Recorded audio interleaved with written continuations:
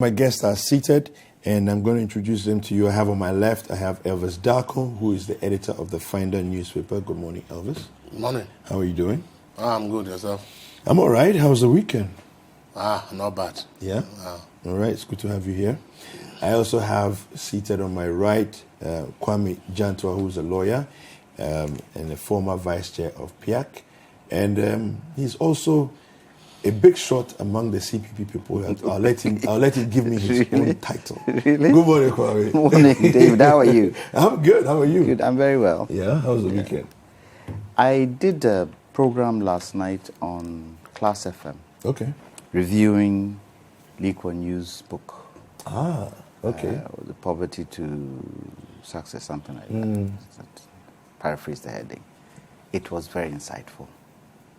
And I think everybody should read that book. Interesting. When you read the bit where he came to Ghana in 1965, and some of the things he said, upon leaving, he concluded that it's going to be very difficult for a country like Ghana to achieve what it wants to achieve because of the kind of ostentatious things he saw us do. Even back then in 65. Wow. So it means we have a very long way to go. Well, let's hope in my time, which I give myself, if I take my father's age and I look at me, I've got another, 30 years, 40 years? Yeah. Let's hope things change. Okay. But I think most of the burden is on the youth of today to change the things that we're doing in this country. I mean, we have a lot of stories, but this will be a very interesting topic to delve into, yes. But the challenge I think we have, and I don't know what Elvis thinks about this, but the people ahead of you are always your model, that you look up to. And sometimes the challenge that we have in Ghana is that there's a perception that the young people have. And they see the ostentation, as you said. And, we aspire to that because it looks great. It looks grandiose. So we want to be that. Then you discover that the way it has been done is by a lot of underhand dealings and chopping government money and all those kinds of things. And so they also get into it. So at what point do we break that vicious cycle? I think the youth should try as much as possible to build capacity within themselves. Let education be the key. And also read a lot. We don't read in this country. No, we don't. And if we read a lot, we learn a lot from others. And hopefully that will change that kind of the mindset cycle. Really, yeah. Kind of cycle that the older ones have put down. Yeah. Yes, it's a mindset change. That mindset change is very important for us to go on. I'm sure we're going to talk about it. Yeah, we will. When you look at successive governments not being able to eradicate galamsey. To deal with, it's very challenging. And it's with the youth to change this, I believe. Well, let's get into our first story. We want to talk about the Auditor General's report, specifically looking at this subject of the government spending $18 million on allowances. Note, allowances for students and staff in the first half of 2019. Let me quickly read for you that story, and then we'll come back and I'll engage my guests. So government spends $18 million to sponsor staff and students to abroad in the first half of 2019. This is part of the Auditor General's report. Excuse me, let me read it. It has emerged that the government spent $18.4 million in the first 6 months of 2019 for the payment of allowances for government employees and sponsored students attending seminars and courses abroad. This is according to a report from the Auditor General on the Bank of Ghana's foreign exchange receipts and payments for the half year ended 30th June 2019. Captured under transactions known as invisible payments, the allowances were meant to support manpower training and development. And I'm going to give you a quote here. These were allowances paid to government-sponsored students and government employees attending seminars and courses abroad. Total transfers for the period of 2019 were 18,471,100 US dollars, compared with 19,672,749 US dollars for the corresponding period of 2018, recording a decrease of 1.2 million US dollars, or 6.1% decrease. The decrease was mainly due to the reduction in payments for the government-sponsored students abroad and the public officers attending courses abroad. Invisible payments. The invisible payments were made up of manpower, training and development, embassy transfers, progress payments to contractors, management and technical services fees, capital subscriptions, and sundry payments. All right, let me engage lawyer first. What do you make of this? It's dubious in my mind that so much money will be spent. It doesn't actually say clearly where the monies came from, if it was from the Gov't Fund itself directly or from other sources. But this is part of the Auditor General's report, so I don't know what you make of what's going on here. I think this is from the Bank of Ghana.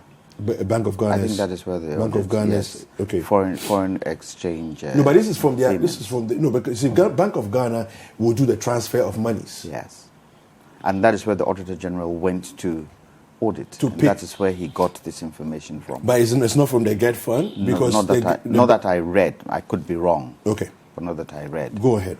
But interestingly, do you know that the Gov't Fund, the law that governs the Gov't Fund, has no LI? Yes, I realize that. Terrible? Yeah, and the Scholarship Secretariat does not have any legal framework. Why not? What does the legal framework do? It helps you identify how things should be done. It's a guide. It's a regulation. Why is that? To date, nothing like that has happened. And shouldn't we question Parliament as to why it is so? Very, very strange. David, I don't understand invisible payments. Maybe you can define it to me. No, what is meant by invisible payments?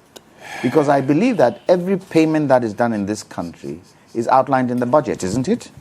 It's supposed to be. So is this in the budget? Is this in the budget? And how many years have we been paying this? In fact, isn't this the first time we've heard of this type of payment? It's the first time I'm hearing of it. But there's at least a record of two such payments, 19 million in 2018 and then 80 million in 2019. Yes, and there's 2017. There's a chart that you provided us when you sent us the background information. Yes. Now, when you look at that chart, and it only covers 2018, it only compares 2018 and 2017. Yeah. When you look at that chart, management and technical services fees, in 2018 we paid 204.33 million. Yeah. In 2017 we paid 39.46 million. 164.87 increase. How did that happen?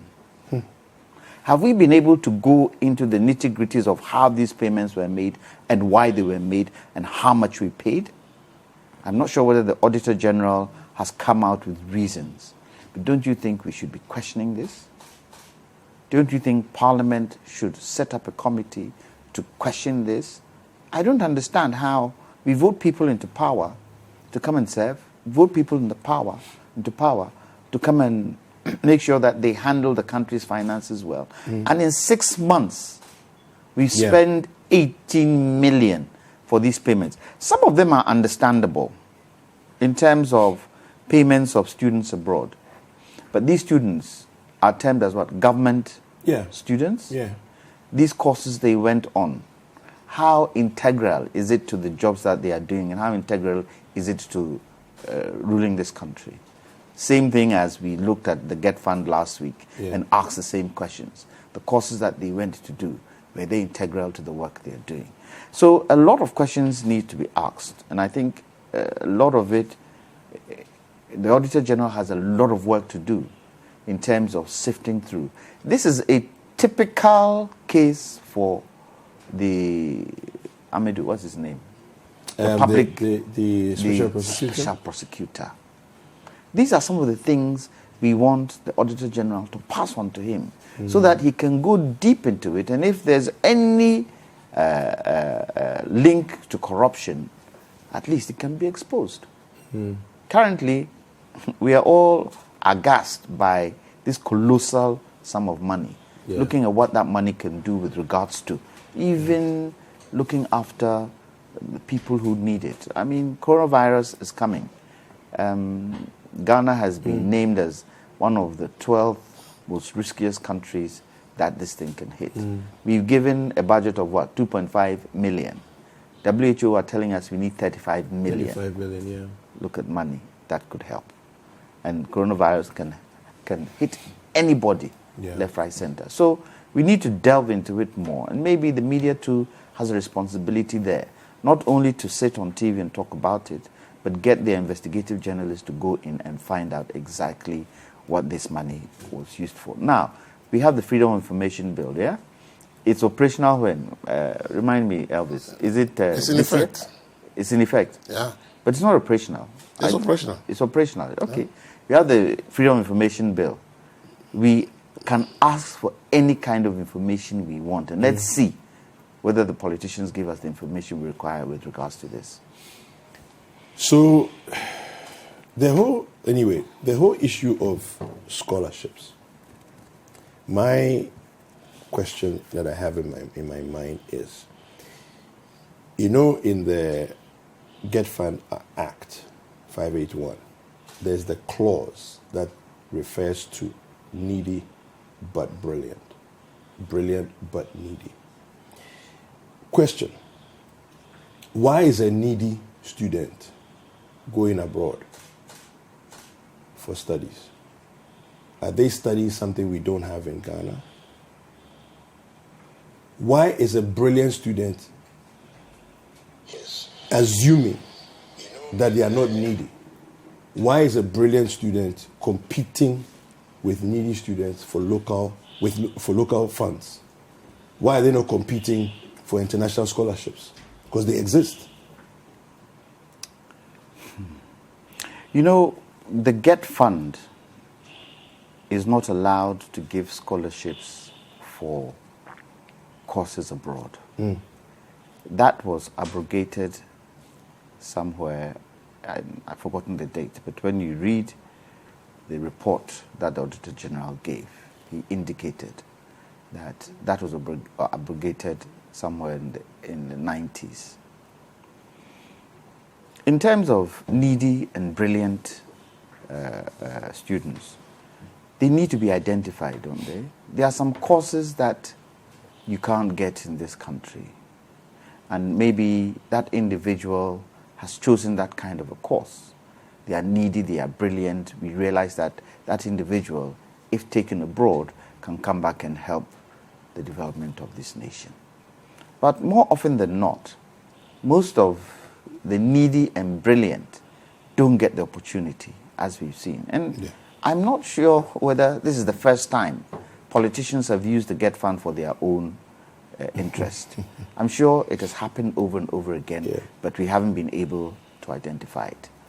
Brilliant students, depending on where they're coming from, will determine whether they are needy students too.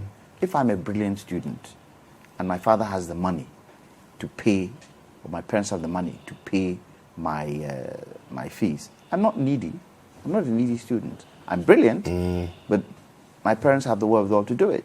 But you'd have people coming from certain backgrounds that are brilliant, and they are needy because their parents can't pay these types of fees. And so that is where the tag needy and brilliant, I think, comes into play. Right. Now, how you determine a needy and brilliant student, we don't know how Gov't Fund does that. That is why it is important to have the LI. Because what the LI does, what the LI does, it identifies and defines what you mean by needy and what you mean by brilliant. Currently, the Gov't Fund doesn't have, the Gov't Fund Act doesn't have that kind of buffer to be able to determine who is a needy student, who is a brilliant student. So things probably are done by conjecture.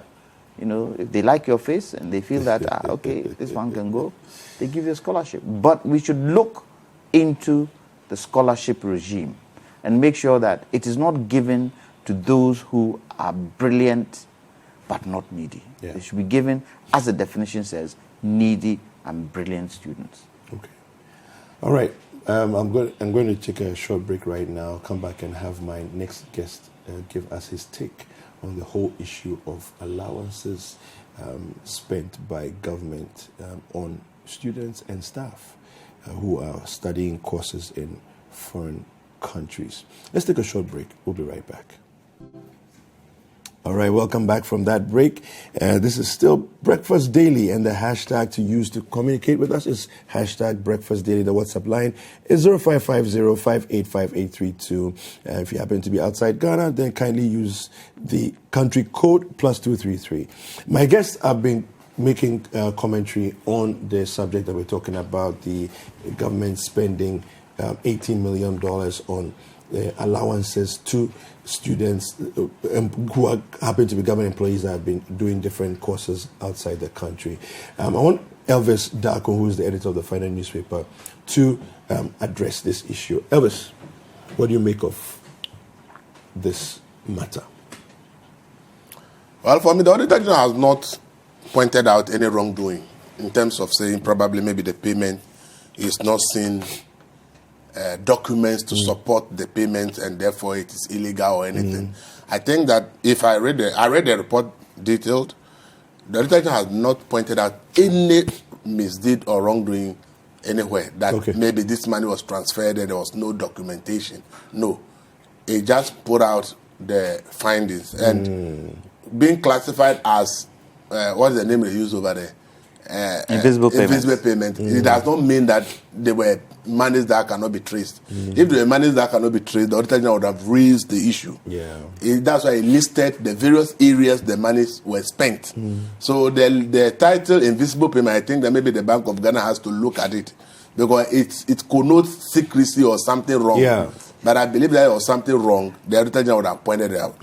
So that one, I think, let's be clear. Maybe the word invisible payment is what we have a problem with. But when I read the report, in fact, I was impressed with the Bank of Ghana because the Auditor General did not have one single problem with the way the Bank of Ghana handled issues. And I think that they need to be commended for that. That the Auditor General will audit them and they've not found, they've not pointed out that they breached something or they don't follow the procedure or rule somewhere. I think that that is a commendable thing. We need to commend the Bank of Ghana for if institutions will all do that, then the issue of people using money for wrong people, people spending money without receipt and things to back it would have been a thing of the past. So for me, that one, let's clear that one. And the second issue is about whether these people going abroad, maybe we need a little clarification on that. Every institution will want to build capacity of people to be able to come back and help institutions. So we know people work in places and they get full scholarship to go and do programs that the institution believes that they need in order to be able to do certain things. I don't know whether these monies were used to pay for those people who institutions send abroad to go and do specific programs to come and help address issues in the institutions. For instance, maybe if Senate thinks that we are moving to an IT regime and we need to build capacity in the area of IT, we want people to go and do ABCD and come and support the IT department of Senate. It's in place. But the question is, why will the payments all come from Bank of Ghana? Don't these institutions have training and capacity building as part of their budgetary presentation? So if they have, how do they use that money? Is it that they don't have, and for that reason, they need to fall on the state to support? So for me, we just need to come a little clarification on these things. But I think that capacity building is important. But see, where we will have problem with these issues is that as a nation, we have not been able to come up clearly to say we want to go into this direction. And for us to go into this direction, achieve the results, we think that capacity building or human resource should be focused in A, B, C, D area. And therefore the state is willing to spend to be able to build the kind of capacity in these areas for us to be able to deliver the results. And that is the problem we have with our country now. We don't really know which aspect of human resources that we need. We've not identified our growth poles as a nation and what kind of capacity that are needed to be able to deliver those growth poles and how much we need to spend to build those kind of capacities to deliver those growth poles. And until we come out with clarity on some of these issues, we will have problems. So when you look at the scholarship issues, why do we give scholarship? One, you give scholarship because the person has a very good grade that the person qualified to go to the next level but does not have the money. And you think that this is a brilliant child. So if the state should support, this child can become somebody. That is there for brilliant and needy. But we have scholarship also that is targeted not at brilliant and needy, but targeted at specific needs of a country. But if you ask Ghana today, what have we identified and listed as specific capacity needs of a country? We don't know. We have not listed it anywhere. So now you are leaving it to the discretion of people to determine that what you think you want to go and do. Me as head of the Gov't Spent Scholarship or Scholarship Secretariat or the institution where I work, I think that is important to go and do it. When we do it that way, then it's not structured. Then people will begin to ask questions. On what basis do you determine that somebody going to do marketing? Emmy is important to the development of Ghana. So we these things that are coming up, it's a clear message to us that if we want to make progress, progress is a planned process. If you don't plan it, you can't make it. If you go to those who have traveled to these big universities, Chinese students dominate everywhere. But when you ask them, they are not doing marketing and PR. They are doing specific courses their countries have determined that this is what we need. Most of them are into artificial intelligence, something engineering, things that the Chinese government sat there and decided that the direction we are going as a nation, this is what we need. So if you qualify to go and do that program in any foreign university and you get admission, we are paying for it. Not because we are needy, but because that is where the nation wants to go. So if we are, as a country, we are sitting here, we will not do these things and we just sit down and then allow people to use their discretion. The problem is that the discretion is not going to be targeted at what you need. If you take, nobody is talking about Lawyer Kwame Jantuah is area, oil and gas. There's so much money we spent on capacity. Go and check what capacity we have built. We give the money to people to go and do 1 year masters in the UK in oil and gas. Somebody who did journalism, who did something, who has no background in oil and gas, is given a scholarship to go and do 1 year masters in oil and gas. I say, based on what foundation? Meanwhile, the industry we are in, those who understand will tell you that it is technical skills. People who can do welding to a certain capacity, people who can do certain is what we need. But our scholarship in the GAPC scholarship is largely for people who are doing programs that are not related to the skills that the industry need. But once the program has a title, oil and gas, then the man is giving my person to go and do it. So obviously, that is one of the reasons. If you look at capacity building in the oil and gas sector, locals are not making it to the top because we have not targeted that in 5 years. We want to build maybe some of the top level of engineering, maybe 10, 15. And therefore, we are spending this money on these people who have come out from investing in Ghana, have the grace and have been admitted, so we want to support them to get to the... No, it is because of who you know and who can speak for you, and then you get a scholarship, you go. So you realize that we have spent money sending people abroad to go and study. But obviously, of course, for things that will not help. If you check the records, just last 2 weeks, over 1,000 students of Temporary Technical University were prevented from registering for their course. How much did they need? 2,000, 3,000 cedis for the whole year to just for their fees. They can't find, so they have been prevented from registering to even take their course. They have to defer. GIMPA last year, over 1,300 students can't pay their fees, 2,000, 3,000. And they have been deferred. GIJ had the same problem. Ghana Telecom University, almost all universities in Ghana, students were being deferred because they can't pay these small monies. But we are paying over $50,000 for somebody to go and do a bachelor's degree in America. So Elvis, how come you pay that money for someone to go and do a bachelor's degree in America When those who are doing bachelor's degree here, if they get that money, they can sponsor maybe 200 of them. So, Elvis, what is the target of the scholarship? I want you to comment on the issue of morality of this kind of decision making that we do, because number one, people are going to study abroad for short courses that can be done in Ghana. That's one. Okay.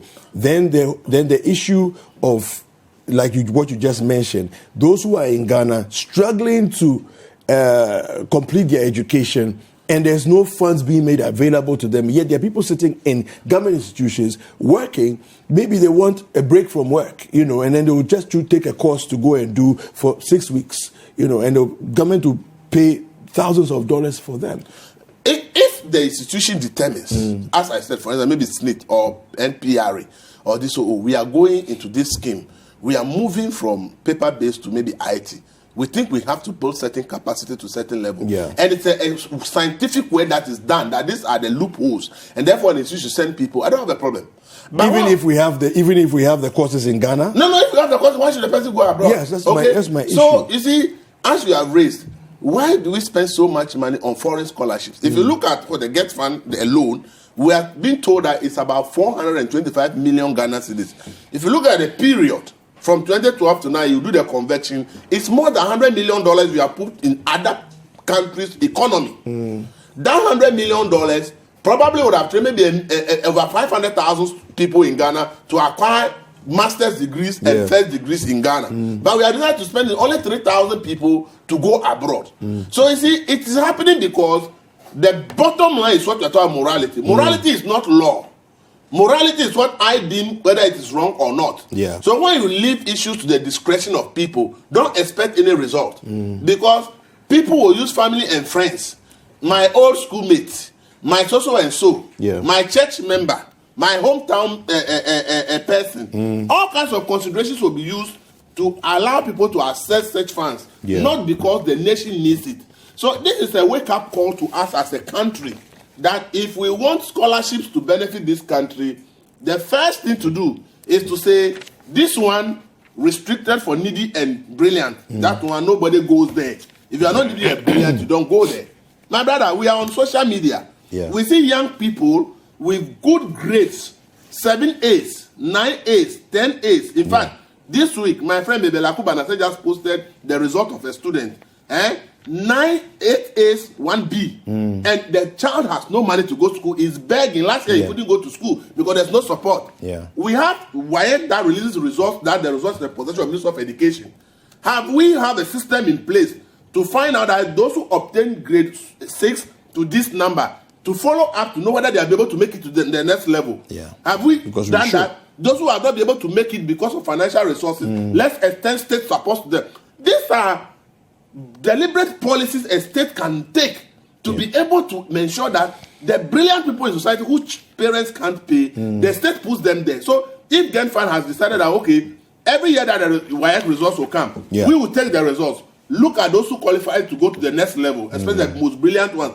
Let's follow up on them, whether they are able to make it. Those who can't make it, automatically, based on their result, we are giving them scholarship to be able to go to the next level. This is justified everywhere. Okay. If you tell me that a student with 6 A's, last month a student with 6 A's said he couldn't go to school, what is he doing? He's helping somebody to bake bread and he's paid 5 cedis a day. A lady or a girl, 6 A's, and is qualified to go to any program. Thank you, Elvis. But he's breaking bread for somebody for 5 cedis a day. So it did a total overhaul. If we don't overhaul it, as for once we leave it like that, as we are all agreeing that scholarship secretary does not even have anyone. Let's make progress. We don't have an ally for Gov't Funds. So at the end of the day, what do you expect? All right. So thank you very much, Elvis. Let's get into the next topic. We're going to discuss the issue of the surge in crime. There's a story here. I'm going to read it from the Ghanaian Times. Gunmen run amok, shoot and kill assembly member. The son escapes with wounds. Wife has been tortured. The story is from Alberto Mario Noretti in Ho.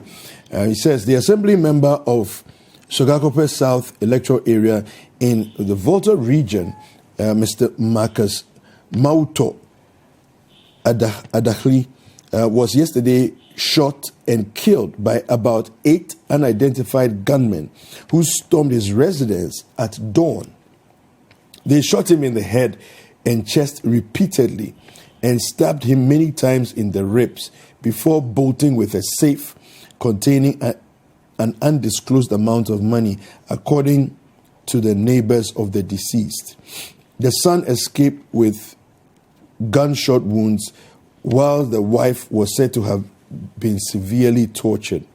The victims are currently receiving treatment at the hospital. Sogakope has been thrown into a state of grief, fear, chaos, and mourning over the incident. The body of the deceased has been deposited at the Sogakope District Hospital mortuary at the time of filing this report. Meanwhile, a large number of residents have cordoned off the town, preventing vehicles from leaving and entering the town to demonstrate their pain and anger over the gruesome murder of the assembly member. The people blame the police for not responding swiftly to distress calls made to them by the deceased, friends, and neighbors as soon as the gunmen entered the area. All right, so Elvis, I'm not sure what you make of this and the story so far surrounding this incident. Well, I've spoken to people in the community, and it appears because the community has become like a commercial area, crime is nothing new in the community. It is something that really is rampant in the community. And I hear before this guy, another guy was also shot a couple of weeks ago. Yeah, he survived and is even still at the hospital as we speak. And one of the allegations people in the town told me is that it seems the police have turned a blind eye to what is happening. Even though they know some of the people in the town who are suspected to be criminals, the police do nothing about it. Even when people report and they are arrested, the next day they are released and they are walking free.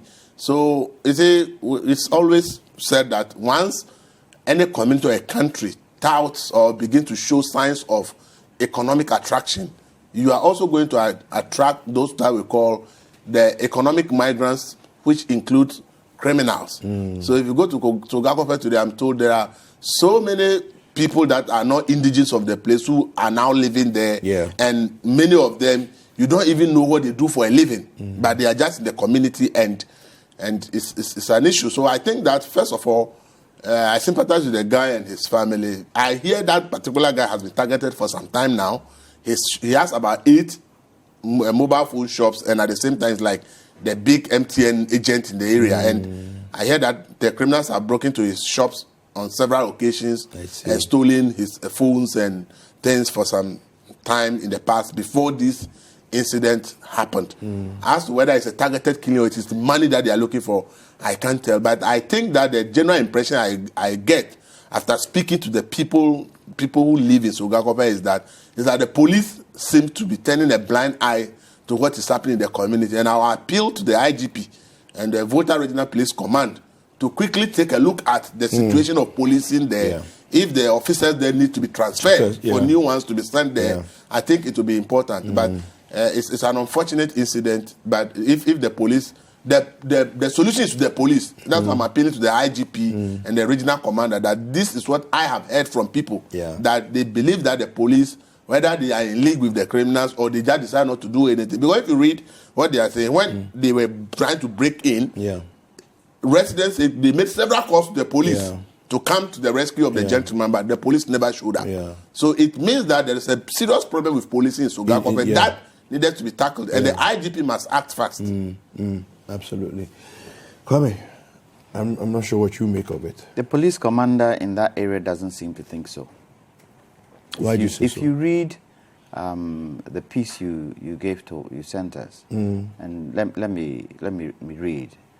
Police gave assurances. The Sogakope District Police Commander, DSP Michael Zah, said his outfit was trying to calm tensions and pave way for the road to be open. He also defended the level of security provided by his men in the area. Security is not as porous as the protesters are saying. It is a challenging issue which we need to sit with the youth and sort out. So he doesn't seem to think so. But all other evidence, it seems contrary. Well, I was coming to that. Yeah. If he, who is in charge, of security in the area doesn't think that there's a problem, but the people in the area feel there is a problem of policing, then there's something wrong somewhere. There's a malfunction somewhere. And yes, the IGP should take this very seriously and delve into it as to what actually has gone wrong with that area. Because really, what I don't understand is when they entered this gentleman's house, did he resist? Did he take out a gun? What did he do to deserve being shot? Yeah. If you're coming to steal money, because from the story, it sounds like he fought them. Well, it sounds, but we don't know whether he did. The details of the story says that because it went on for a long time, and it was it sounds like there was a lot of there was a resistance because they stabbed him several times. He was shot in the head, in the chest, plus his family members were beaten. So it seems that there must have been a tussle that went on for a while. So it boils down to the fact that they've tagged the Assemblyman bit on there, but it doesn't look political. It looks more a robbery. Yes. As Elvis indicated, that the man was kind of a big shot with the mobile money business in the area. Yeah. But I still don't understand. Even if the man resisted, what did he resist with? What weapon did he resist with? Does the story tell us that any of the robbers, so-called robbers, were shot? I don't understand why, if you want to come and rob me, take whatever you want to take. And go. Why do you have to kill me? Because you have overwhelming firepower anyway. They came with clubs, they came with knives. Not unless there is a different intention apart from robbery. Okay. If there's a different intention, as they say in law, if there's malice aforethought, there's a different intention. That intention is actually seen in the actions taken. We don't know now. Now it's up to the police to prove to the people in the area and to prove to the people of Ghana, because remember, this can happen anywhere in the country, people of Ghana, that they have the wherewithal to arrest these 8 people. Arrest them and make sure that this particular case goes right through to the end. Because... Let me just read a line from here. The CitiNewsroom.com says, Marcus reportedly struggled with 8 robbers who were armed with guns and clubs. He was subsequently stabbed and shot multiple times, according to reports. That statement there suggests clearly that there was a struggle that went on for some time. I guess he was also tired of being robbed. And from the images, he's a big guy. So I'm sure, because you see, every time security, we are always told that when you are being robbed, just hand over everything, don't resist. But I'm sure he felt he could take them. I don't know, it's just speculation. But he struggled with them clearly. He's a very big guy. Okay. And there are pictures that you see that he has a gym in his house. He's not a small man at all. Okay, so it's up to the police to do what they need to do. I think the Inspector General of Police should send his men in there first to keep peace, and then to investigate this particular heinous crime. And it shouldn't be swept under the carpet. We're talking about it now. And there are so many. It could be the last time we talk about it. But the police should be able to tell us how far they've gotten to. I'm not sure whether they still do this Police Watch series. I'm not sure whether Citi. I haven't seen it in a while, but yes, those things help. I don't. As for the police, they need to be taken out. A lady was shot in broad daylight. Opposite, Where? Sogakope, opposite the lorry station, broad daylight. A lady was shot. So if the police commander is there defending this kind of things, he doesn't deserve to be remaining there. The other question, David, we should look at is guns. Where are these guns coming from? Well, interestingly, I saw a BBC report. It was aired 25th of January 2019, so just a little over a year ago.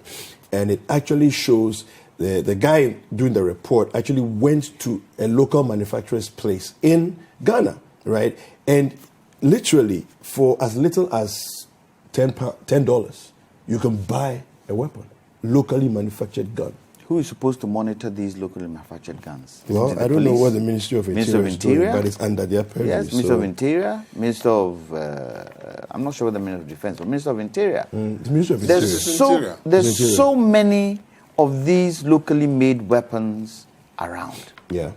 And it doesn't bode well for our elections either. No, it doesn't. It doesn't bode well at all. Anyway, we are running out of time, so let's quickly jump to the last topic. We're going to talk about the government's preparedness for the battle against coronavirus. It's a looming danger that we have, and I want to just quickly read it and take a few thoughts from my guests. I'm going to read from the Finder newspaper, page 11 of the Finder. Government updates Ghanaians on adequate preparedness towards the coronavirus disease as of February 25th. The government of Ghana has released updates on the country's preparedness towards the coronavirus disease 2019, COVID-19 outbreak as of 25th February 2020. Health Minister Kwaku Sakyi, in a statement issued in Accra, gave comprehensive details on the various thematic areas as recommended by WHO for COVID-19. The thematic areas included coordination, points of entry, surveillance, laboratory tests, case management, stroke infection, prevention and control, risk communication, social mobilization, logistics, and partner support. The update also had key contact persons from the ministry and Ghana Health Service for further information, and gives the whole full report. It's a very, very long report that Elvis and his team have put together. But let me just quickly ask Elvis his thoughts on what it is that the minister, Kwaku Sakyi, has said, and does it look like we're actually ready? How ready are we, Elvis? I think that the problem we are having in Ghana, that's what we are afraid, is that we are aware that flights from infected countries keep trooping into Ghana. Yes. And that is the fear, that we are not quarantining people. So how sure are we that all these people are coming from various countries where infections have been reported? How sure are we that somebody is not coming in with that? I think that's the fear. And the minister has not been able to give any explanation why we are not really quarantining people. And I hear a deputy minister was on Citi saying that they fear people will sue. And our own Wilberforce posted it out that, look, it is not true, because the Public Health Act and both the Constitution itself gives the ministry the power to quarantine people in times like this. So I think that once they are taking all these steps, the critical issue is, why are we not quarantining people for the incubation period before allowing them into the country? And that is the fear. And you see, right now, I've said it. If you tell me that affected person should be sent to Rich Hospital, I am afraid, because the disease will spread more. Of course. As Namibia decided to put up a makeshift facility close to their airport, that if they identify anybody, which is what that is where they are going to do, so they do not even allow the thing to enter the country. But we are saying that take the person to a Rich Hospital, General, where a lot of people troop even to go and visit their but people. But it doesn't even make any sense, because why don't we have a center, an isolation center directly at the airport? And so for me, I've raised issues with the decision to use Rich and General. So I think that is wrong. We need a facility that is not in use, that if people have been tested positive, they should be isolated in a health facility that patients are not there. But if you identify Rich and Tema, where a lot of people are already on admission, people will come and visit their families, and you say that those should be the centers for treatment of the disease. I am afraid for such decisions. So I think the minister needs to come back again on some of these issues so that people will be a little bit. I just don't get it. It should give us some assurances. Finally, we have a few seconds to go. What do you think? Most important thing for me where this outbreak is concerned is incubation. The incubation period is invisible. Yes. And it's almost 2 weeks. It's not only the airports. It's not only the airports. People are traveling by road into the country. People are coming from countries where they've already got infections. It's not only the airports. Look, At the present moment, if there's an incubation period, and the way of transmission, is through sneezing. Yes, sneezing, coughing. Yeah, droplets in the air. And you know how Ghanaians sneeze? Can you imagine? Somebody has incubation, he's sitting in a trotro, and he sneezes. Everybody in the trotro is affected. Automatically. What are we doing to prepare the people? What are we doing? Somebody was asking today, barber shops, hair salons. What are we doing? How are we training our people, getting the people ready for it? Look, COVID-19 at the present moment is estimated to break China's manufacturing prowess. Wow. Because of, I just read it. Wow. Because of this disease. It looks simple, but it's a very deadly disease. Yeah. Even when they say wash your hands, have they told us when to wash our hands? Well, do we wash our hands when somebody sneezes? Do we wash our hands when we touch things? When do we wash our hands? Yeah. So I don't think we've been able to prepare the people well enough. We are not prepared for it. I don't think we're ready. All right, thank you very much. We'll be speaking with lawyer and in Africa, all the cases came from people who came from Italy. Yes. Former vice chair of PIAC and also a leading member of the CPP. We'll be speaking also with Elvis Darko, who is the editor of the Finder newspaper. Thank you very much for watching this segment. Hi there. I hope you enjoyed the show. Don't forget to subscribe, like, comment, and share with all of your friends. This is Breakfast Daily on Citi TV. Join the Breakfast Daily team Monday through Fridays from 7:30 a.m. to 10.